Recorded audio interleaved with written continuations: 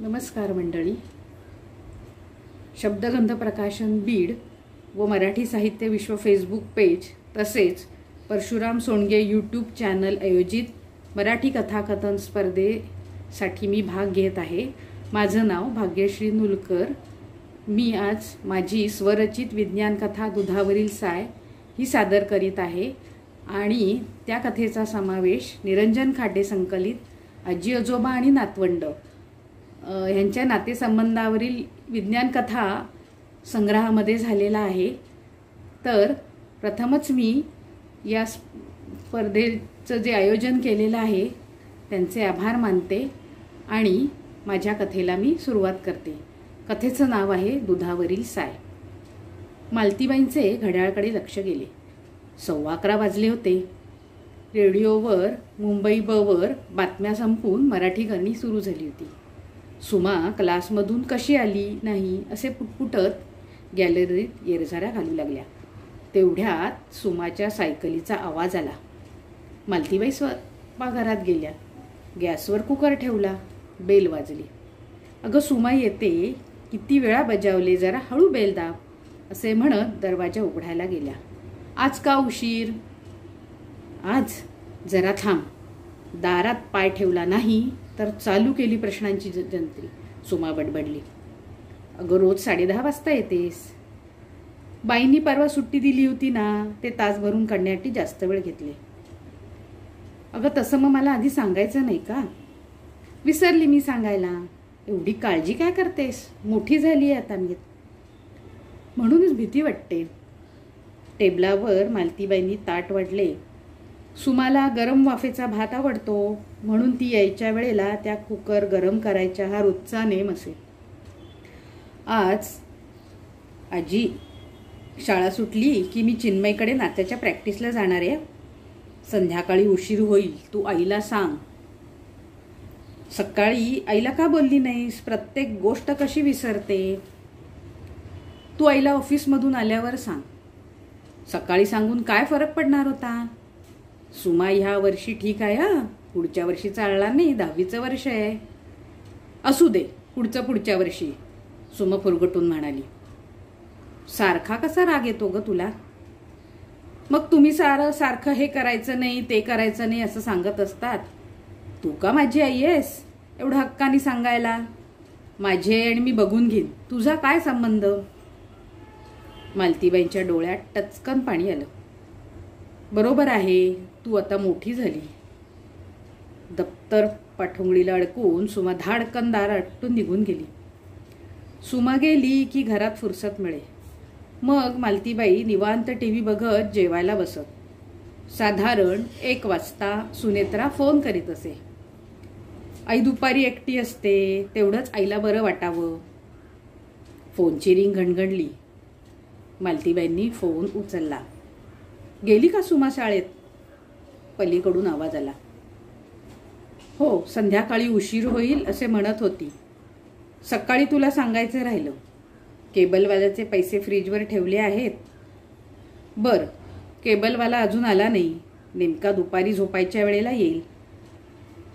बरं आई, ठेवते फोन, जरा आज काम आहे असे म्हणत सुनेत्राने फोन ठेवला. मालतीबाईंनी ठेवला. फोनच्या बाजूचा भिंतीचा रंग उडाला होता. रंग लावायला हवा. गेली 50 वर्षे त्या वास्तूत राहत होत्या. दादरमध्ये शिवाजी पार्कसारख्या मोक्याच्या ठिकाणची जागा. कोणाचंही मन धजवणार नाही अशी जागा विकायला. सुनेत्राचा नुकताच जन्म झाला तेव्हा माधवराव व त्या या इथे राहावयास आल्या. चंदू आत्याची जागा. ती बिचारी निपुत्रिकच मरण पावली. जाता जाता आपला भाचा माधवच्या नावे करून गेली. सासरचं तिला कुणीही नाही. सेतनात्राचे सारे शिक्षण इथे झाले. ती 20 वर्षाची असताना माधवराव यांना जबरदस्त हार्ट अटॅक आला, त्यातच त्यांचं निधन झालं. परंतु परमेश्वरात सर्व काळजी असते असं म्हटलं तर ते खोटं ठरणार नाही. जावई अगदी घरात चालत आला. सुहासने सुनेत्राला मागणी घातली. बाजूच्या बिल्डिंगमध्ये सुहासने कॉम्प्युटर इन्स्टिट्यूट कम ऑफिस थाटलं होतं. येता जाता सुनेत्राची गाठ पडत असे. सुनेत्रालाही त्याचा उमदा धडाडीचा स्वभाव आवडला. त्याचे आईवडील सांगलीला स्थायिक होते. तसा त्याचाही मुंबईत राहण्याचा मोठा प्रश्न होताच. लग्नानंतर तोही सुटला. काही दिवसात त्याला मोठ्या कंपनीत ऑफर आली. त्याने इन्स्टिट्यूट बंद केली. इतक्यात दारावरील बेल वाजली. मालतीबाईंच्या विचारांची तंद्री भंग पावली. त्यांनी दार उघडले. केबलवाला पैसे घेऊन गेला. जरा पडावे म्हणून मालतीबाई पलंगार लवंडल्या, परंतु झोप काही येईना. हल्ली सुमा फार चिडचिड करायला लागली आहे. फार आपल्याशी तुटक तुटक वागते या विचाराने त्या अस्वस्थ झाल्या. एकुलत्या एक लेकीची मुलगी, दुधावरची साय. प्रत्येक गोष्ट तिच्या तोंडातून बाहेर पडायच्या आत हजर. आई वडील दोघेही दिवसभर बाहेर म्हणून आपण किती जपतो, प्रत्येक हट्ट पुरवतो. सुनेत्रा तिला रागवू नये म्हणून काही सांगत नाही, पण हल्ली फारच विचित्र वागायला लागली. सारखी शेजारील जोशी काकूंकडे जाऊन बसते. 30 वर्षापासूनचा जुना शेजार, त्यांना बोलणार तरी कसं? एकदा सुनेत्राजवळ या संबंधी बोललं पाहिजे अशी मनाची समजूत करत त्या झोपी गेल्या. मालतीबाई दचकून जाग्या झाल्या. बेलचा आवाज ऐकला. घड्याळाकडे बघितले तर 6 वाजले होते. आज चांगलाच डोळा लागलेला. सुनेत्रा आली असणार. दार उघडले. सुनेत्रा आली होती. आई, आत्ता उठलीस? बरं वाटत नाही का? चपला काढत सुनेत्राने विचारलं. नाही ग, विचार करत झोप लागली. अगं, कसला एवढा विचार करते? सुमा त्रास देते का? नाही ग, पण तुला कधीच सांगीन म्हणतीये, तू रागू नकोस. हल्ली सुमा विचित्र बोलायला लागलीये. त्या शेजारच्या दोशी काकूंकडे सारखी जाऊन काय बसते. जाऊ नको म्हटलं तर तिला राग येतो. काय बोलत होती तुला? खरे ते सांग. तुझे माझ्यावर अनंत उपकार आहेत. तू केवळ माझा नाही तर माझ्या अपत्याचा 9 महिने भार सांभाळला आहेस. मला अपत्य सुख मिळवून दिले आहेस. असं सारखं म्हणू नकोस ग. तू माझी मुलगीच ना. 15 वर्षापूर्वीचे दिवस अजूनही मला आठवतात. अपत्य सुखासाठी तुझी ती तगमग मला आई म्हणून यातना होत नसतील का? मी उलट परमेश्वराचे आभार मानले. तुझे हे दुःख दूर करण्याची परमेश्वराने मला संधी दिली. प्रत्येक आजी आपल्या नातवाला मांडीवर खेळत आहेत. मी फक्त माझ्या नातीला तिच्या गर्भावस्थेपासून खेळवले एवढेच. जाऊ दे ग सुमाचं अजून अपरिपक्व वय आहे. मला फक्त जोशी काकूंची भीती वाटते. त्या काळ्या मनाच्या आहेत. सुमाला उलट सुलट सांगतील. तिच्या कोवळ्या मनावर अपघात व्हायचा. कायमच्या मनात आकस धरेल. आई, तू काळजी करू नकोस. मी सुमाशी बोलते. रागवू नको. तशी ती भाबडी आहे. समज येईल हळूहळू. इतक्यात फोन घणघणला. सुनेत्राने उचलला. पलीकडून सुहासचा आवाज आला. सुनेत्रा, माझ्या जेवणाची वाट बघू नकोस. मला उशीर होईल. सुनेत्राने ठरवून टाकलं सुमाशी आज बोलायचं. सुमा चिन्मयकडून 7:30 वाजता आली. सुनेत्राने तिच्या आवडीचे आलू पराठे केल्यामुळे ती खुश झाली होती. सुमा, हल्ली तू जोशी काकूंकडे सतत जाते. काही नाही ग, कुठे जाते मी त्यांच्याकडे? तुला आजीने सांगितलं का? आजीने कशाला सांगायला पाहिजे? मागच्या आठवड्यात मी 2दा ऑफिसमधून फोन केला तेव्हा तू जोशी काकूंकडेच होतीस. एवढं काय बोलतेस ग त्यांच्याशी? अगं, काही नाही ग. मला पण सांगणार नाहीस? नाही ग, तसं नाही. मग सांग की, काय गप्पा मारतेस? मी पण येत जाईन. हल्ली त्यांच्याकडे जाऊन आल्यावर अस्वस्थ असतेस. सुनेत्राच्या बोलण्याचा सुमावर हळूहळू परिणाम होऊ लागला. तिच्या डोळ्यातून घळाघळा पाणी येऊ लागलं. आई, तू रागवणार नाहीस ना? अगं, मी आई आहे तुझी. तुझ्या मनातील चलबिचल मला नाही तर कोणाला कळणार? आई, जोशी काकू म्हणत होत्या, तुझी आई ही तुझी आई नाही तर तुझी आजी तुझी आई आहे. सुनेत्राने दीर्घ श्वास सोडला. मला वाटलंच होतं असं कधीतरी होणार. तुला पूर्वीच मी या गोष्टी सांगणार होते. तू जरा मोठी होण्याची मी वाट बघत होते. जोशी काकूंनी सांगितल्यावर तू मला लगेच का नाही विचारलेस? तुला मी आणि आजी इतक्या परक्या वाटू लागलो? नाही गाई, तसं नाही काही गे, रागवू नकोस. बर, आता मी सांगते ते ऐक, मग तुझे तू ठरव. तुझ्या बाबांशी लग्न झाल्यावर आम्ही इथे आजीकडे दादरला राहायला आलो. लग्नानंतर प्रत्येक स्त्री सुखाची आस असते. सुहासचे व माझे एखादे प्रेमाचे प्रतीक असावे असे वाटू लागले. माझ्यातील उणीवांची थोडीफार मला जाणीव होती. तुझ्या बाबांना मी ती कल्पना दिली होती, पण तुझ्या बाबांचे माझ्यावर खरोखर प्रेम होते आणि त्यांनी ते स्वीकारले होते. आम्ही दोघांनी वैद्यकीय तपासणी केली. त्यात डॉक्टरांच्या असे लक्षात आले की माझ्या शरीरात स्त्रीबीजे तयार होतात, पण गर्भाशयच नाही. त्यामुळे गर्भाची वाढ होणार कशी? हे ऐकून आम्ही तिघेही सुन्न झालो. त्या दिवशी मी आजीच्या कुशीत शिरून रात्रभर रडत होते. म्हणजे मला माझ्या रक्तामासाचे मूल पाहणे नशिबी नाही तर. परंतु तुझ्या आजी धीराची, ती सारखी समजावून सांगत होती, अगं काहीतरी मार्ग सापडेल, कितीतरी वैज्ञानिक शोध लागले आहेत. दुसऱ्या दिवशी आम्ही स्त्रीरोग तज्ज्ञ डॉक्टर संतांकडे गेलो. सुनेत्राने सुमाकडे पाहिले. आपली नुकतीच उमलू पाहणारी कळी लेक तिच्या चेहऱ्याकडे प्रचंड औत्सुक्याने बघत होती. आपल्या जन्माचे रहस्य ऐकण्यास ती आतुर झाली होती. संतांनी माझी पूर्ण केस समजावून सांगितली. अशा केसला MRKH सिंड्रोम म्हटलं जातं. 10,000 स्त्रियांमध्ये एखादी केस असते. काही स्त्रियांना गर्भाशय असते, परंतु गर्भ वाढवण्या इतपत क्षमता नसते. अशा केसेसवर एकच उपाय, स्त्री बीज व पुरुष बीजाचे टेस्ट ट्यूबमध्ये फलन करून एखाद्या सक्षम स्त्रीच्या गर्भाशयात तो गर्भ सोडून त्याची 9 महिने वाढ करावायची व त्या स्त्रीने मुलास जन्म द्यायचा, सरोगेट मदर व्हायचे. सुमाला आता राहलं नाही. म्हणजे माझा जन्म असाच झाला का? हल्ली वर्तमानपत्रात सरोगसीबद्दल बातम्या येतात, नेटवर पण मी वाचले, पण माझा जन्म असा झाला असेल असं मला स्वप्नात देखील वाटलं नाही. हो, पुढे ऐक तर. डॉक्टरांनी असे सांगितल्यावर आम्ही तिघेही विचारात पडलो. अशी कोणती स्त्री दुसऱ्याचे मूल पोटात वाढवायला तयार होईल?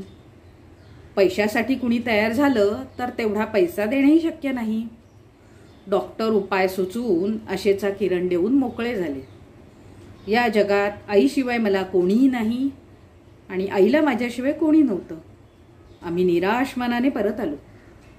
सुहास तर सारखा सांगत होता, सोडून देणार. अगं जगात कितीतरी जोडपी अशी असतात त्यांना मुलबाळ नसते, तरी ते सुखाने राहतात. काही लोकांना मुले असतात, पण ती बेताल वागतात. नको ते अपत्य असं म्हणण्याची वेळ येते. असेच दिवस जात होते. दुसऱ्या बायकांच्या कडेवर मूल दिसले की मी निराश होई. माझ्या जीवाची तगमग आईला जाणवत होती. मग पुढे काय झालं ग आई? सुमाने मध्येच विचारले. एक दिवस मी आणि तुझे बाबा घरी आलो तर घराला कुलूप. आजीला अशी न सांगता जाण्याची सवय नव्हती. आम्हाला आश्चर्य वाटलं. शेजारच्या जोशी काकूंकडून चावी घेतली. घरात आलो. बऱ्याच वेळाने आजी आली. तिचा चेहरा प्रफुल्लित झाला होता. काहीतरी गवसल्याचा आनंद तिच्या चेहऱ्यावर लपत नव्हता. अगं आई, कुठे गेली होतीस आम्हाला न सांगता? मी विचारलं. काही नाही, आधी देवाच्या पाया पडा, उपाय सापडला आहे. मी डॉक्टर संतांकडे जाऊन आले, आई म्हणाली. तू आणि डॉक्टर संतांकडे? आणि ते कशाला? मी विचारलं. ते नंतर सांगते, परंतु तू आणि सुहास दोघे देवासमोर वचन द्या, मी सांगते ते ऐकणार. आईचं ऊर धपापत होतं तरी ती बोलत होती. बर, दिले वचन, आता तरी सांग. आम्ही दोघे एकमेकांकडे बघत होतो. तर मग ऐका, मी तुमच्या दोघांच्या मुलाची सरोगेट मदर होणार. तुमच्या बाळाचे मी माझ्या ओटीत संगोपन करणार. तसे डॉक्टर संतांना सांगूनही आले आहे. त्यांनी पण कबुली दिली आहे. माझ्या शरीरात थोडेसे बदल घडवून ते शक्य होईल असे ते म्हणतात. माझे कौतुक देखील केले आहे. आहे की नाही आनंदाची बातमी? एखाद्या निरागस मुलीने सांगावे इतक्या निष्पापपणे आई सांगत होती. आमच्या दोघांच्या डोळ्यात टचकन पाणी आले. अगं आई, मला 9 महिने वाढवलेस, आता माझ्या बाळाची प्रसूती वेदनाही सहन करणार आहेस या वयात? नाही आई, माझ्या मुलापेक्षा तू महत्वाची आहेस. यात तुला आणि होणाऱ्या जीवालाही धोका आहे. अपत्य सुखापेक्षा आईचा सहवास, प्रेम मला मुलाचे वाटते. बाबांच्या मृत्यूनंतर माझे संगोपन केलेस, आता या वयात तुझी मी काळजी घेणार. मी मुलांचे विचार डोक्यातून काढून टाकले आहेत. सुनेत्रा, आता माघार नको घेऊस. देवासमोर मला वचन दिलंय. अगं, मुलांचे सुख तेच आईचे सुख, आई म्हणाली. आई आमच्या दोघांचे बोलणे ऐकायलाच तयार नव्हती. केवळ एका ध्येयाने प्रेरित झाली होती. वय वर्ष 54, रक्तदाब, रक्तवाहिन्याचे काठिण्य, वाढत्या वयानुसार शरीरात झालेला बदल, या वयात जन्माला येणारे मूल निरोगी असेल की नाही, हार्मोन्स बदलाचा शरीरावर कायमस्वरूपी होणारा त्रास, या साऱ्या अडथळ्यांवर मात करण्याची जबरदस्त इच्छाशक्ती आईजवळ होती. या वयात हार्मोन रिप्लेसमेंट तंत्राद्वारे प्रथम गर्भाशयाचा विकास करण्यात आला. टेस्टिव्ह बेबीमध्ये तयार झालेला गर्भ आजीच्या गर्भाशयात सोडण्यात आला. डॉक्टर संतांनी तुझ्या आजीचे भरभरून कौतुक केले. तुझ्या आजीच्या रूपात जगाला एक अनोख्या मातेचे दर्शन घडले असे शब्दात डॉक्टरांनी कौतुक केले. पण समाजात जसे महिने जाऊ लागले तसे तिचे गर्भारपण लपवणे शक्य नव्हते. लोक काहीही बोलू लागले. शेजारचेही कुजबुज करत सुनेत्राला पुढे बोलवेच ना. तिचे ऊर भरून आले. सुमाचीही तीच अवस्था होती. पण तुझी आजी धीराची, लोकांच्या निंदा नालस्तीची तिने पर्वा केली नाही. फक्त एका ध्येयाने प्रेरित झाली होती, माझ्या नातवंडाचे संगोपन. सुमाच्या मनचक्षूवर लख्ख चित्र उभे होते. 15 वर्षापूर्वी आजीने केलेली हिम्मत, गर्भवती आजी. लोक आपल्या आजीला किती कुत्सित बोलत असतील. शिवाय 54 वर्षी शारीरिक वेदना, त्यानंतर सर्व बदलामुळे तिला शारीरिक त्रास होत होता. केवळ आपल्यासाठी आजीने सहन केलं आणि अजूनही करत आहे. आपण जोशी काकूंचे काही बाई ऐकून आजीविषयी मनात आकस धरला. तिने आईच्या गळ्याला घट्ट मिठी मारली. आई, मी चुकले ग. बाहेरच्या लोकांवर विश्वास ठेवून आजीशी विचित्र वागले. आजी मला कधीच क्षमा करणार नाही. मी तुला तोंड तरी कसं दाखवू ग. मी किती नशीबवान आहे. अशी हिंमतवाली आजी मला लाभली आणि जन्मदात्री आई व सरोगेट आई या दोघांचंही प्रेम मला लाभत आहे. सुमा रडत बोलू लागली. सुनेत्राच्या चेहऱ्यावर कौतुकाचा भाव उमटला. तिला एकदम हलकं हलकं झाल्यासारखं वाटलं. सुमाच्या कपाळावर ओठ टेकवले आणि म्हणाली, बरोबर बरोबर बोललीस सुमा. सरोगेट आई बाळाला 9 महिने आपल्या उदरात वाढवते. बाळाच्या स्पंदनाशी एकरूप होते. तिच्या मनाचाही विचार करायला हवा. तसेच घरातील एखाद्या स्त्रीला मातृत्वासाठी सरोगेट आईची गरज असेल तर घरातील एखाद्या स्त्रीनेच सरोगसी स्वीकारण्याचा आदर्शच जणू तुझ्या आजीने घालून दिला. सुमाताई, खऱ्या अर्थाने तुम्ही मोठ्या झाला आहात. मन शांत ठेव. फार विचार करू नकोस या गोष्टींवर. आजी ही शेवटी आजीच असते आणि आता पूर्वीसारखी आजीशी मन मोकळेपणाने वाग बघू. तिचं मन जप. सुमाने दाराकडे वळून बघितलं तर आजी बेडरूमच्या दाराशी उभी होती. सुमा आजीकडे धावत गेली. आजी, मी चुकले ग. माय ग्रेट ग्रँडमा, तुझ्याशी मी फार विचित्र वागले. अगं, पण झालं तरी काय असं? सुनेत्रा, तू हिला काही बोललीस का? सुनेत्राने मानेनेच नकार दिला. सुमा, मग जा बघू झोपायला. उद्या क्लास आहे ना सकाळी. अगं बाई, दूध उतू गेलं वाटतं. दुधापेक्षा दुधावरील साईलाच जपायला हवं असं म्हणत मालतीबाई स्वयंपाकघरात गेल्या. धन्यवाद. आयोजकांचे मी आभार मानते. त्यांनी मला ही संधी दिल्याबद्दल. आणि माझी कथा जर आवडली असेल तर लाईक करावं आणि त्याच्याबद्दल अभिप्रायही द्यावेत. धन्यवाद.